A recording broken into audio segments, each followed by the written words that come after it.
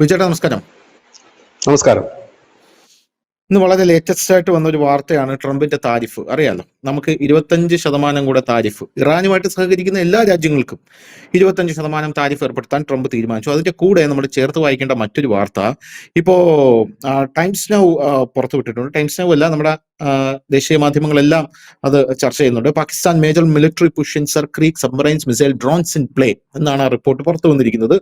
Pakistan is enhancing its military presence in the Sarkrik region, focusing on air defense systems. This includes a new marine brigade and advanced radar networks capable of detecting threats up to 1000 kilometre. അതായത് പാകിസ്ഥാൻ നമ്മുടെ സർക്രീക്കിൽ വലിയ മുന്നേറ്റം നടത്തിയിരിക്കുന്നു എന്ന റിപ്പോർട്ടാണ് ഇപ്പോൾ വരുന്നത്. സൈനിക വിന്യാസം ഇപ്പോൾ നടത്തിക്കൊണ്ടിരിക്കുകയാണ്, അത് പുരോഗമിക്കുകയാണ്. അമേരിക്കൻ ചൈനീസ് റഡാറുകൾ ഉൾപ്പെടെയുള്ള വ്യോമ പ്രതിരോധ ശൃംഖലകൾ അവിടെ കൊണ്ടുവന്ന് വിന്യസിച്ചിട്ടുണ്ട്. മക്രാൻ തീരത്തെ റഡാർ ശൃംഖല ഇടതൂർന്നതും പാളികൾ ഉള്ളതുമാണ് എന്നുള്ള റിപ്പോർട്ടുകൾ പുറത്തു വരുന്നു. ദീർഘദൂര റഡാറുകളുണ്ട്. 3000-ഓളം ഓഫീസർമാരും സൈനികനും അടങ്ങുന്ന ഒരു പുതിയ മറൈൻ ബ്രിഗേഡ് സജ്ജമായിട്ടുണ്ട്. അവരുടെ റഡാറുകൾക്കൊപ്പം ഉപരിതലത്തിൽ നിന്ന് ആകാശത്തേക്ക് വിക്ഷേപിക്കാവുന്ന മിസൈലുകളും അവിടെ ഉണ്ട് എന്നാണ് നമ്മൾ പ്രതീക്ഷിക്കുന്നത്. പ്രദേശത്ത് ഡ്രോണുകൾ കണ്ടിട്ടുണ്ട് എന്ന് റിപ്പോർട്ട് വരുന്നു. കഴിഞ്ഞ ദിവസമാണ് നമ്മുടെ പാകിസ്ഥാന്റെ ഒരു കൂട്ടം ഡ്രോണുകൾ നമ്മുടെ അതിർത്തി ഭേദിച്ച് ഇങ്ങോട്ടേക്ക് വന്നത്. അപ്പോൾ ഈ ഒരു സാഹചര്യത്തിൽ രാജ്നാഥ് സിംഗ് നേരത്തെ പറഞ്ഞിട്ടുണ്ടായിരുന്നു, അവിടെ ഒരു ഇല അനങ്ങിയാൽ ഇനി ഇന്ത്യ വെറുതെ ഇരിക്കില്ല എന്ന് പറഞ്ഞിരുന്നു. ഇപ്പൊ ഇലയല്ല അനങ്ങിയിരിക്കുന്നത്, അവിടെ സൈനിക വിന്യാസം തന്നെ അവർ നടത്തിയിരിക്കുന്നു.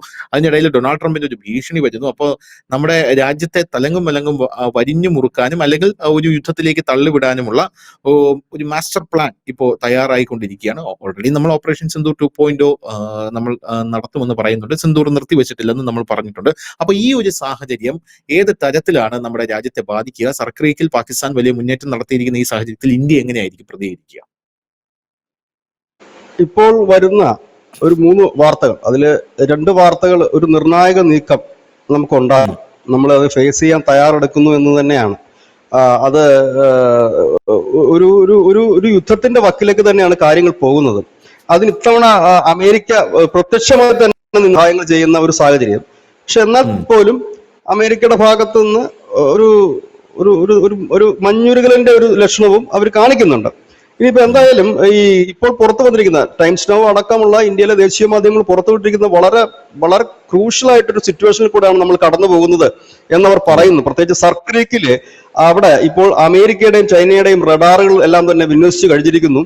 1000 കിലോമീറ്ററിനടുത്ത് റേഞ്ചുള്ള റഡാറുകളാണ് ഈ വിന്യസിച്ചിരിക്കുന്നത്. അമേരിക്കയുടെയും ചൈനയുടെയും റഡാറുകളാണ് അവിടെ വിന്യസിച്ചിരിക്കുന്നത്. 3000-ഓളം സൈനിക ഓഫീസർമാർ അവിടെ എത്തിക്കഴിഞ്ഞിരിക്കുന്നു. സൈനിക ഓഫീസർമാർ എത്തുക എന്ന് പറയുമ്പോൾ സ്വാഭാവികമായി തന്നെ സൈനികർ വേറെ ഉണ്ടാകുമല്ലോ, എത്തിക്കഴിഞ്ഞിരിക്കുന്നു. മറൈൻ ബ്രിഗേഡ് അവരവിടെ തയ്യാറാക്കിയിരിക്കുന്നു എന്ന് പറയാം. കാരണം ഈ സർക്രീക്ക് എന്ന് പറയുന്നത് നമുക്കറിയാം ഒരു കടലിടുക്കിന് സമീപമാണ് എന്നറിയാം. അപ്പൊ അവിടെ ഒരു മറൈൻ ബ്രിഗേഡ് സജ്ജമാക്കിയിരിക്കുന്നു. ഒപ്പം തന്നെ ഈ ഡ്രോൺ സംവിധാനം ശക്തമാക്കിയിരിക്കുന്നു. ഉപരിതലത്തിൽ നിന്ന് വിക്ഷേപിക്കാൻ കഴിയുന്ന മിസൈൽ സംവിധാനങ്ങളും അവിടെ അവർ തയ്യാറാക്കി കഴിഞ്ഞിരിക്കുന്നു എന്നാണ് പറഞ്ഞിരിക്കുന്നത്. ഇതില് ഇപ്പോൾ നിലവിൽ അവിടെ 4 അന്തർവാഹിനികൾ ആണ് അവിടത്തേക്ക് സജ്ജീകരിക്കുന്നത് എന്നാണ് ഈ വാർത്തയിൽ പറയുന്നത്. ഒപ്പം തന്നെ ഒരു 8 അന്തർവാഹിനിയുടെ ഓർഡർ ഈ പാകിസ്ഥാൻ കൊടുത്തിരുന്നത്, നേരത്തെ തന്നെ കൊടുത്തിരുന്നത്, ഓപ്പറേഷൻ സിന്ദൂറിനൊക്കെ മുമ്പ് കൊടുത്തിരുന്ന. അതിൽ 3 ചൈന നിർമ്മിക്കും, 4 പാകിസ്ഥാൻ തന്നെ സ്വന്തം കറാച്ചി തന്നെ നിർമ്മിക്കും, പിന്നെ 1 തുർക്കിയാണ് നിർമ്മിക്കുന്നത്. ഇത് ഈ ഒരു അന്തർവാഹിനിയുടെ ടൈപ്പ് ഇവര് ഇപ്പൊ ഉപയോഗിക്കുന്ന ഈ ഇപ്പം ഇവർ ഓർഡർ കൊടുത്തിരിക്കുന്ന അന്തർവാഹിനിയുടെ പേര് എയർ ഇൻഡിപെൻഡന്റ് പ്രൊപ്പൽഷൻ അന്തർവാഹിനി എന്നാണ് ഇതിനെ പറയുന്നത്. അപ്പം ഇതേ ടൈപ്പ് അന്തർവാഹിനി ഉണ്ടാക്കാനായിട്ട് നമ്മളിപ്പോ ജർമ്മനിയുമായിട്ട് ഒരു 2800 കോടി രൂപയുടെ കരാർ കഴിഞ്ഞ ദിവസം ഒപ്പിടുകയുണ്ടായി. ഇത് ഈ സെയിം സാധനം ഇവരിപ്പോ പാകിസ്ഥാൻ ഇപ്പൊ നിർമ്മിക്കാൻ പോകുന്ന അതിന് സമാനമായിട്ട്. അപ്പൊ ഈ പാകിസ്ഥാൻ വലിയ രീതിയിൽ മുന്നൊരുക്കം നടത്തുന്നു എന്ന് മാത്രമല്ല, കഴിഞ്ഞ ദിവസം നമ്മുടെ ജമ്മു കാശ്മീർ അതിർത്തിയിൽ ഒരു ഡ്രോൺ മുഖേന ഒരു കടന്നുകയറ്റത്തിന് ശ്രമം നടത്തുകയും ചെയ്തു. ഇതേ സാഹചര്യത്തിൽ ഇറാൻ വിഷയത്തിൽ ട്രംപ് ഇപ്പോൾ ഒരു 25% അധിക തീരുവ ചുമത്തിയിട്ടുണ്ട്. ഇതുമൂലം കൂടുതൽ പണി കിട്ടാൻ പോകുന്ന രാജ്യങ്ങൾ ഇന്ത്യ, ചൈന, റഷ്യ ഓൾറെഡി അവരുടെ ഉപരോധത്തിലാണ്. തുർക്കി, UAE തുടങ്ങിയ രാജ്യങ്ങൾക്കാണ് വലിയ രീതിയിൽ ഇത് ബാധിക്കാൻ പോകുന്നത്. അപ്പോൾ ഇന്ത്യ എങ്ങനെ ബാധിക്കുമെന്ന് ചോദിച്ചു കഴിഞ്ഞാൽ ഇപ്പൊ ഇറാനിലേക്ക് കയറ്റുമതി ചെയ്യുന്ന എല്ലാ രാജ്യങ്ങളും ഇത് ബാധകമാവും. കയറ്റുമതിയോ ഇറക്കുമതിയോ ചെയ്യുന്ന രാജ്യങ്ങൾക്ക്. ഇന്ത്യയുടെ ഇറാനുമായിട്ടുള്ള ട്രേഡിംഗ് എന്താണെന്ന് നമുക്കൊന്ന് പരിശോധിക്കാം. 2024-25 കാലയളവിൽ $1.24 ബില്യൺ കയറ്റുമതിയാണ് നമ്മൾ ഇറാനിലേക്ക് നടത്തിയത്. നമ്മൾ അവിടുന്ന് $0.44 ബില്യൺ മാത്രമാണ് ഇറക്കുമതി ചെയ്തത്. നമ്മൾ അവിടുന്ന് കൂടുതലായിട്ട് ഇറക്കുമതി ചെയ്യുന്ന ഈ എണ്ണ സംസ്കരിച്ച് എടുക്കാനുള്ള സംവിധാനങ്ങളെയാണ് നമ്മൾ അവിടുന്ന് ഇറക്കുമതി ചെയ്യുന്നത്. പ്യൂരിഫൈ ചെയ്യുന്ന ഒരു സംവിധാനത്തെയാണ് നമ്മൾ അവിടുന്ന് കൊണ്ടുവരുന്നത്. ഇനി നമ്മൾ ഇവിടുന്ന് അങ്ങോട്ടേക്ക് കയറ്റുമതി ചെയ്യുന്ന കൂടുതലായിട്ടും ജൈവ രാസവസ്തുക്കൾ കയറ്റുമതി ചെയ്യുന്നുണ്ട്. ഇത് വളം മുതലായവ നമ്മൾ കയറ്റുമതി ചെയ്യുന്നുണ്ട്. പഴവർഗ്ഗങ്ങൾ കയറ്റുമതി ചെയ്യുന്നുണ്ട്. തണ്ണിമത്തൻ, ഒപ്പം തന്നെ പഴത്തൊലി നമ്മൾ കയറ്റുമതി ചെയ്യുന്നുണ്ട്. അപ്പം ഇങ്ങനെയൊക്കെയുള്ള കാര്യങ്ങൾ ഇവിടുന്ന് അങ്ങോട്ട് കയറ്റുമതി ചെയ്യുന്നുണ്ട്. അപ്പം നമുക്ക് കയറ്റുമതി ഇറാനിലേക്കുണ്ട്. നമ്മുടെ ചബാർ തുറമുഖമുണ്ട്. നമുക്ക് ഒരുപാട് ബിസിനസ് താല്പര്യങ്ങളുണ്ട്. പതിറ്റാണ്ടുകളായി ഇറാൻ രൂപീകരിച്ച കാലം മുതൽ ഇന്ത്യയും ഇറാനും തമ്മിൽ നല്ല ബന്ധത്തിലുമാണ്. അപ്പം ഈ ഒരു സ്വാഭാവികമായി തന്നെ ഇങ്ങനെ ഒരു താരിഫ് വരുന്നു. പക്ഷെ ഈ താരിഫിന്റെ ബാധിക്കില്ല എന്ന് തന്നെയാണ് പലരും കരുതുന്നത്. കാരണം കഴിഞ്ഞ ദിവസങ്ങളിൽ ഇന്ത്യയിലെത്തിയ US പുതിയ അംബാസഡർ പറഞ്ഞത് നരേന്ദ്രമോദിയും ട്രംപും വളരെ സുഹൃത്തുക്കളാണെന്നും എപ്പോൾ വേണമെങ്കിലും അവർക്ക് ഫോണിൽ സംസാരിക്കാൻ കഴിയുമെന്നും, ചിലപ്പോൾ രാത്രി 2 മണിക്ക് ട്രംപ് വിളിച്ചേക്കും. കാരണം ഇന്ത്യയിലെ സമയം അതൊന്നും വ്യത്യാസമുണ്ടല്ലോ, വിളിച്ചേക്കും. ഈ US അംബാസഡറിനെ ഇവിടെ ട്രംപ് കൊണ്ടുവന്ന് സെർജിയോ കോർ എന്ന് പറയുന്ന അയാളെ കൊണ്ട് നിയമിച്ചത് തന്നെ മോദിയെ മെരിക്കാനാണ്. മെരിക്കാൻ എന്ന് പറഞ്ഞാൽ മോദി ട്രംപിനെ വിളിക്കാൻ പോലും കൂട്ടാക്കിയില്ല എന്നാണ് കഴിഞ്ഞ ദിവസം അവിടുത്തെ മന്ത്രി പറഞ്ഞത്. അപ്പൊ അത്രയ്ക്ക് മോദിക്ക് ട്രംപിനോട് വിരോധമല്ല, മൈൻഡ് ചെയ്യുന്നില്ല മോദി. അപ്പോൾ സെർജിയോ കോറിനെ ഇവിടെ കൊണ്ടുവന്നപ്പോൾ അത് മാത്രമല്ല ചെയ്തത്, ഒരു പുതിയൊരു മെക്സോ അങ്ങനെ ഒരു പാക്റ്റിൽ കൂടെ, ഒരു ക്ലബിലൂടെ ഇന്ത്യ അംഗമാക്കി. ആ ക്ലബ്ബ് ഇന്ത്യ അംഗമാക്കിയത് എനിക്ക് വലിയ നേട്ടമാണ്, ഒരു സമ്മാനവും കൊണ്ടാണ് വന്നത്. അപ്പൊ അത്രയും കൊണ്ടുവന്ന് ഇത്രയൊക്കെ ചെയ്ത് കഴിഞ്ഞിട്ട് അടുത്ത ദിവസം ട്രംപ് പറയുകയാണ് വീണ്ടും 25% താരിഫ് എന്ന്. അപ്പൊ ഇയാൾക്ക് ഭ്രാന്താണോ എന്നുള്ളതാണ് നാട്ടുകാർ ചിന്തിക്കുന്നത്. അല്ല, അങ്ങനല്ല, അതാണ് ഞാൻ പറഞ്ഞത്. അത് ബാധിക്കില്ല എന്ന് പറയാൻ കാരണം അതാണ്. അതായത് ടോട്ടലി ഇന്ത്യക്ക് 50% താരിഫുണ്ട്. അതായത് നിലവിലുള്ള 25, പിഴ 25, അങ്ങനെ 50 ഉണ്ട്. അപ്പൊ ഇത് നമ്മളെ വലിയ രീതിയിൽ ബാധിക്കില്ല എന്നാണ് പലരും പറയുന്നത്. കാരണം ഇപ്പോൾ ചർച്ച നടക്കുകയാണ്, 3 ആഴ്ചക്കുള്ളിൽ ചിലപ്പോൾ ഒരുപക്ഷെ നമ്മൾ വ്യാപാര കരാർ ഒപ്പിടുമെന്നൊക്കെയാണ് അമേരിക്ക പറയുന്നത്. പക്ഷെ ഇതിനപ്പുറത്തേക്ക് ഒരു വലിയ വാർത്ത കൂടി വരുന്നത് എന്തായെന്ന് ചോദിച്ചു കഴിഞ്ഞാൽ, ചൈന ഇപ്പോൾ ഈ താരിഫിനെതിരെ വലിയ രീതിയിലുള്ള മുന്നറിയിപ്പുമായി രംഗത്തെത്തിയിട്ടുണ്ട്. ചൈന പറയുന്നത് ഇതിങ്ങനെ ചെയ്യാൻ കഴിയില്ല, ആഗോളതലത്തിൽ എല്ലായിടത്തും നിങ്ങൾ ഈ ഉപരോധവും താരിഫും ഒക്കെ ഉയർത്തി കഴിഞ്ഞാൽ അത് എല്ലായിടത്തും പ്രശ്നങ്ങൾ തന്നെ ആകുമെന്ന്. നമുക്കറിയാം, നിലവിൽ ഇറാന്റെ വിഷയത്തിൽ ചൈന ഒരു പടി കൂടി കടന്ന് ഇറാനും പിന്തുണ അർപ്പിച്ചുകൊണ്ട് ചൈനയും റഷ്യയും നേരിട്ടെത്തുന്ന ഒരു കാഴ്ച മറ്റു രാജ്യങ്ങളിലും നമ്മളത് കണ്ടില്ല. വെനുസുലയിൽ നമ്മളത് കണ്ടില്ല, മറ്റിടങ്ങളിൽ നമ്മളത് കണ്ടില്ല. പക്ഷെ ഇറാന്റെ കേസിൽ അങ്ങനെ അല്ല അവർ മുമ്പോട്ട് പോകുന്നത് എന്ന് നമ്മൾ കണ്ടിരിക്കുന്നു. ഇതിപ്പോ 2 കാര്യത്തിലാണ്. ഒന്ന്, ഈ താരിഫ് ഉയർത്തുന്നത് മൂലം ഇന്ത്യ ഒന്ന് സമ്മർദ്ദത്തിലാക്കാൻ ഒരുപക്ഷെ ഒരു ശ്രമം ഉണ്ടാകാം. ഈ ഒരു സാഹചര്യം. പിന്നെ ഇനി മറ്റൊരു വലിയ പ്രധാനപ്പെട്ട വിഷയം കൂടി പുറത്തു വരുന്നുണ്ട്. അതായത് അമേരിക്കന്റെ സ്പെഷ്യൽ ഫോഴ്സ് പാകിസ്ഥാനിൽ എത്തിയിട്ടുണ്ട്. അതൊരു വലിയ വാർത്തയാണ്. അതെന്തിന് എന്നുള്ളൊരു ചോദ്യം വലിയ രീതിയിൽ തന്നെ ഉയരുന്നുണ്ട്.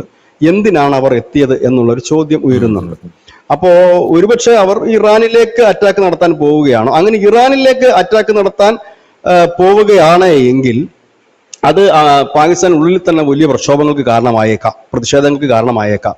ഇനി അതല്ല, ഇവരെ അവിടെ നിലനിർത്തിക്കൊണ്ട് ഇന്ത്യ അറ്റാക്ക് ചെയ്യുന്ന സമയത്ത് അമേരിക്കൻ സൈനികർ ഇവിടെ ഉണ്ടെങ്കിൽ എന്തെങ്കിലും അവരുടെ ഭാഗത്തുനിന്ന് ഉടനടി നടപടികൾ ഉണ്ടാകുമല്ലോ എന്നൊരു കരുതലാകാം. ഏതായാലും ഒരു വലിയ കളിക്ക് ഒരുങ്ങുന്നു.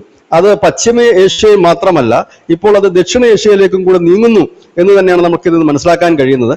റഷ്യ-ഉക്രൈൻ വാർ കൂടുതൽ ഇടങ്ങളിലേക്ക് വ്യാപിക്കുന്ന ഒരു കാഴ്ചയാണ്. നമ്മുടെ ന്യൂസ് ഇന്ത്യ മലയാളം പോയിന്റ് സ്ഥിരമായി കാണുന്നവരുണ്ടെങ്കിൽ നമ്മൾ ഈ രീതി പറഞ്ഞിരുന്നു. ഇത് റഷ്യ-ഉക്രൈനിൽ ഒതുങ്ങില്ല, മറ്റിടങ്ങളിലേക്ക് വ്യാപിക്കും. ഇതിന്റെ ആത്യന്തികമായി ഇത് വന്നു ചേരുന്ന സ്ഥലം ദക്ഷിണേഷ്യ ആയിരിക്കും എന്ന് നമ്മൾ പറഞ്ഞിരുന്നു. ഏതാണ്ട് ആ കാറ്റ് ആ രീതിയിൽ തന്നെയാണ് മുമ്പോട്ട് പോയിക്കൊണ്ടിരിക്കുന്നത്. ഇങ്ങനെ ഒരുപാട് വിഷയങ്ങൾ നിൽക്കുന്നു. ഈ ഒരു സാഹചര്യത്തിലാണ് ഈ പാകിസ്ഥാന്റെ സർക്രീക്കിൽ നമ്മുടെ രാജ്നാഥ് സിംഗ് പറയുകയും ചെയ്തിട്ടുണ്ട്, അത് ഇങ്ങ് പോരുമെന്ന് പറയുകയും ചെയ്തിട്ടുണ്ട്. ഏതായാലും ഇന്ത്യ ഇനി അടിക്കുകയാണെങ്കിൽ സർക്രീക്കിലായിരിക്കും അടിക്കുന്നത്. പക്ഷെ ഇവരുടെ ഇപ്പൊ ഈ ഒരുക്കങ്ങളെ കുറിച്ചുള്ള റിപ്പോർട്ടുകൾ മനസ്സിലാക്കുമ്പോൾ നമ്മളുടെ വ്യോമാക്രമണമാണ് ഇവർ ഏറ്റവും കൂടുതൽ ഭയക്കുന്നതെന്നാണ് നമുക്ക് മനസ്സിലാക്കാൻ കഴിയുന്നത്. റഡാറുകൾ സംവിധാനവും ഉപരിതലത്തിൽ നിന്ന് ആകാശത്തേക്ക് വിടുന്ന മിസൈലുകളും ഒക്കെയാണ് ഇതിൽ പറയുന്ന കാര്യങ്ങൾ, ഡ്രോൺ സംവിധാനവും ഒക്കെയാണ്. പക്ഷെ എനിക്ക് തോന്നുന്നത് ഒരുപക്ഷെ ഈ സർക്രീക്കിൽ നിന്ന് ഈ കൊണ്ടുവന്നിരിക്കുന്ന ഡ്രോണുകൾ എന്തെങ്കിലും ഗുജറാത്തിന്റെ അതിർത്തികളിലേക്ക് പറന്നു കഴിഞ്ഞാൽ ഒരുപക്ഷെ അത് ഒരു തുടക്കമാകുമോ എന്നൊരു സംശയമുണ്ട്. ഒരു വലിയ അടിയുടെ തുടക്കം അങ്ങനെ ആകുമോ എന്നൊരു സംശയം ഇല്ലാതില്ല. കാരണം ജമ്മു കാശ്മീരിൽ ഇപ്പൊ ഈ അടുത്ത കാലത്ത് തുടങ്ങിയ കലാപരിപാടിയാണ്. ജമ്മു കാശ്മീരിന്റെ അതിർത്തിയിലൊക്കെ വെടിവെപ്പൊക്കെ ഇടയ്ക്കിടയ്ക്ക് ഉണ്ടാകുന്നതാണ്. പക്ഷെ ഗുജറാത്തിന്റെ അതിർത്തി അങ്ങനെയല്ല, ഈ സർക്രീക്കിന്റെ അതിർത്തി അങ്ങനെയല്ല. അപ്പൊ അതുകൊണ്ട് അങ്ങനെ എന്തെങ്കിലും ഒന്ന് സംഭവിക്കുമോ എന്നൊരു സംശയം, ഒരു ആശങ്കയുണ്ട്. കാരണം അപ്പുറത്ത് നിൽക്കുന്നതും വിവരദോഷി ആയതുകൊണ്ട് ചിലപ്പം ഡ്രോണുകളോ എല്ലാം പറത്തി ഒരു പ്രകോപനത്തിന് സൃഷ്ടിക്കുമോ എന്നറിയത്തില്ല. അതായത് പാകിസ്ഥാന്റെ പരിപാടി പ്രകോപനം സൃഷ്ടിക്കുക. കാരണം പാകിസ്ഥാനെ സംബന്ധിച്ച് ഇന്ത്യയുമായിട്ടൊരു അടി അനിവാര്യമാണ്. കാരണം അവിടുത്തെ ജനങ്ങൾ അവിടുത്തെ ഭരണകൂടത്തിനും പട്ടാളത്തിനും എതിരെയാണ്, വലിയ രീതിയിൽ പ്രക്ഷോഭം നടക്കുന്നു. അതിനിടയിൽ അമേരിക്ക ആക്രമിച്ചു കഴിഞ്ഞാൽ അതിന്റെ ഒരു പ്രക്ഷോഭം പാകിസ്ഥാന് വലിയ രീതിയിൽ ഫേസ് ചെയ്യേണ്ടി വരും. പിന്നെ അഫ്ഗാനിസ്ഥാൻ ഒരു സൈഡിൽ നിന്ന് ചൊറിഞ്ഞുകൊണ്ടിരിക്കുന്നു. അപ്പൊ ആ അഫ്ഗാനിസ്ഥാനിൽ പോയിട്ട് ഈ പാകിസ്ഥാൻ നടത്തുന്ന ആക്രമണത്തിനെതിരെ പാകിസ്ഥാനിൽ തന്നെ വലിയ പ്രക്ഷോഭമുണ്ട്. കാരണം മതപണ്ഡിതന്മാരെയും സ്ത്രീകളെയും മറ്റേ കൊല്ലുന്നതിനകത്ത് ബലൂചിസ്ഥാൻ ഒരു വിഷയമായി നിൽക്കുന്നു, സിന്ധിലെ പ്രവിശ്യയിൽ ഒരു വിഷയമായി നിൽക്കുന്നു. ഇതൊക്കെ നമ്മൾ പലപ്പോഴായിട്ട് ചർച്ച ചെയ്തിട്ടുള്ള വിഷയങ്ങളാണ്. ഇങ്ങനെയൊക്കെ നിൽക്കുമ്പോൾ അവരെ സംബന്ധിച്ച് ഈ ശ്രദ്ധകൾ മുഴുവൻ തിരിച്ചുവിടേണ്ടതായിട്ടുണ്ട്. ശ്രദ്ധ തിരിച്ചുവിടണമെന്നുണ്ടെങ്കിൽ പിന്നെ ഇതേ ഉള്ള അവരുടെ മുമ്പിലുള്ള ഏക വഴി. അല്ലാതെ ഇനി വേറെ ഇപ്പൊ നമ്മുടെ രാജ്യത്തൊക്കെ ആണെന്നുണ്ടെങ്കിൽ നമ്മുടെ സർക്കാരുകൾ വലിയ പദ്ധതികൾ പ്രഖ്യാപിച്ചുകൊണ്ടാണ് ജനങ്ങളുടെ ശ്രദ്ധ ആകർഷിക്കുന്നത്. വലിയ ഹൈവേ വികസനം കൊണ്ടിരുന്നു, മറ്റു കൊണ്ടിരുന്നു, മറിച്ചു കൊണ്ടിരുന്നു എന്നൊക്കെ പറഞ്ഞിട്ട്. പക്ഷെ പാകിസ്ഥാനെ സംബന്ധിച്ച് അവരുടെ കയ്യിലുള്ള അവസാന തുറുപ്പ് ഇന്ത്യയെ ചൊറിയുക സാഹചര്യം വെച്ചിട്ടാണെങ്കിൽ രാഹുൽ മാങ്കൂട്ടത്തിനെ പിടിച്ച അകത്തിട്ടാണ് ശ്രദ്ധ തിരിച്ചു വിടുന്നത്. അങ്ങനെയാണ്. ഒന്നും പറ്റില്ല കിറ്റ് കൊടുക്കും, ഒന്നും പറ്റില്ലെങ്കിൽ കിറ്റ് കൊടുക്കും. അതെ അതെ അതെ. അപ്പൊ എന്തായാലും ഈ പാകിസ്ഥാൻ ഇപ്പോ വലിയ നീക്കം നടത്തി ഈ ഒരു സാഹചര്യത്തിൽ ഇനി എന്തെങ്കിലും ഒരു പാകിസ്ഥാന്റെ ഭാഗത്തുനിന്ന് ഒരു പ്രകോപനം ഉണ്ടാകുമോ എന്നുള്ളതാണ് ഇപ്പോ പല ദേശീയ മാധ്യമങ്ങളും ഇപ്പോൾ എഴുതുന്നത്. പക്ഷെ പ്രകോപനം ഉണ്ടായില്ലെങ്കിലും ഇത് തന്നെ ഒരു പ്രകോപനമാണ് എന്ന് പല മോദി വിരുദ്ധ മാധ്യമങ്ങളും പറയുന്നുണ്ട്. മോദി എന്താ മിണ്ടാതിരിക്കുന്നതെന്ന് അവരും പറയുന്നുണ്ട്. എന്തായാലും വരുന്ന മണിക്കൂറുകളിൽ നമുക്കറിയാം എന്താകും സാഹചര്യവും. താങ്ക് യു ചേട്ടാ, താങ്ക് യു സോ മച്ച്.